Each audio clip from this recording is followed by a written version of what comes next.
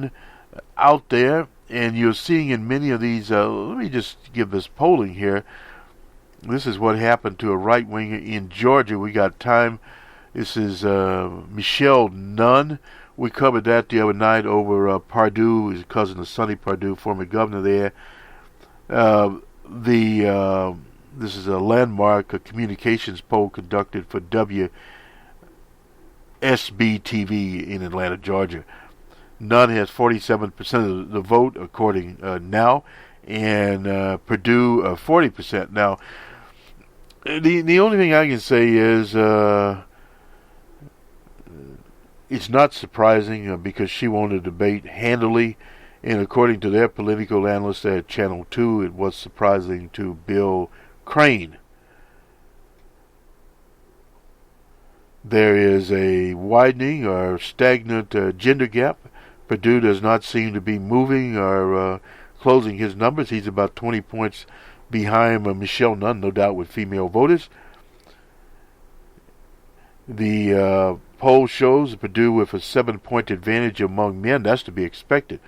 But trailing Michelle Nunn 52 to 34% when it comes to the women vote.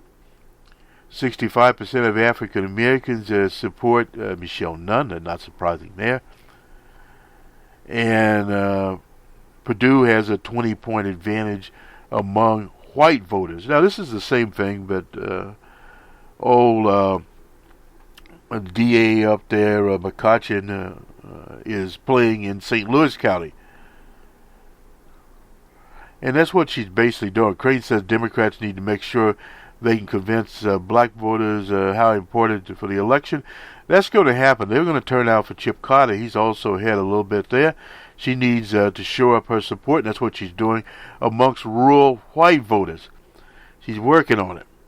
So if she shows that up, it's very interesting. Now, Jason Carter, that's President Carter's grandson, is leads 4 points. That's more in the margin of error over Deal, as he pronounced his name, down from a 7-point difference in a different poll. Well, this thing's going to go back and forth.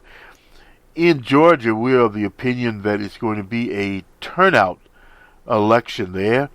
And what Purdue was able to do in a low turnout election was he had a well-organized campaign, and he was able to come out on top after spending a lot of money.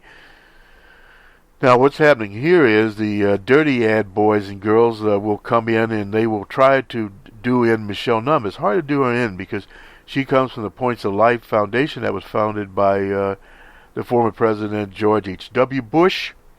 That's Dummy Bush's daddy. And she merged hers with that, so she has a clear record of working with all these organizations. In fact, General Powell of the line was associated with that, and I assume still is. So this is a broad base of people that we have. This will do it for us. I hope we sort of showed the link between what will happen and what could happen, but predictably it's not exactly as white and black. Also, check out numbers, man. We have a report from Dr. Janet Yellen. She's head of the Federal Reserve, on slack in the job market. Another thing the Republicans beat, but you don't have talking as much about that nowadays. They're talking more about President Obama. And according to the Washington Post, he had the worst week in Washington. I'm not sure how that would happen. He's out there playing golf in Martha's Vineyard.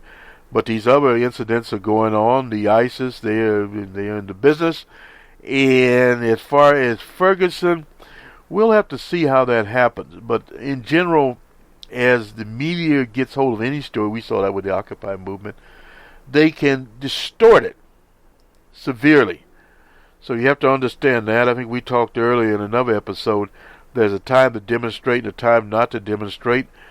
And you have to understand to change your tactics, and you don't want the media to move you from point A to point C without you wanting to be there.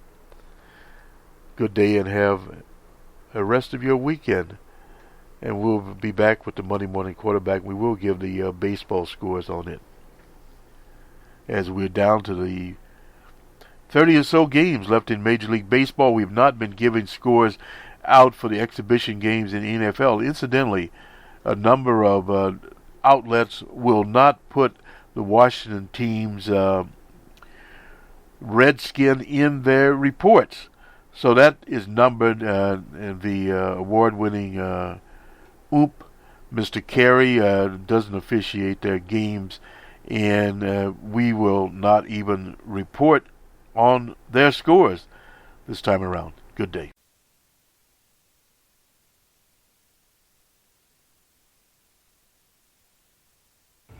Missouri Highway Patrol Captain Ron Johnson, St. Louis Police Chief Sam Dotson, and St. Louis County Police Chief John Belmar walked hand in hand holding an NAACP banner this afternoon. Organizers hope the event will help rebuild trust and build a dialogue about how to become a more united and integrated city across all lines of culture, race, politics, and faith. We're turning this moment into a movement. The movement is Heal STL, not just Ferguson, but everywhere that needs to be healed. We have a lot of work to do, and the work is just beginning. During the rally, people were also encouraged to register to vote to help make their voices heard. Police officers also walked through the crowd, handing out water, shaking hands, and even hugging people.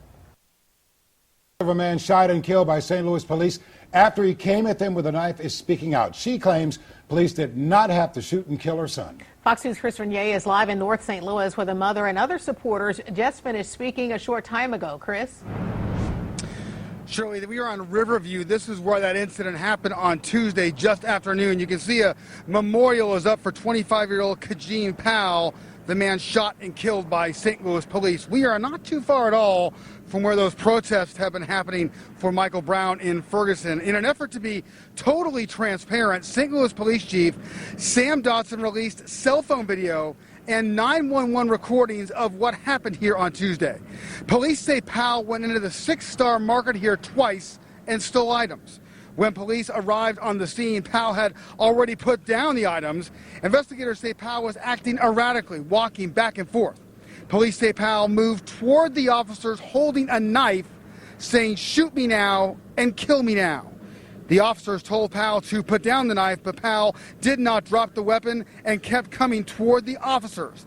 That's when both St. Louis police officers opened fire, shooting 6 shots each.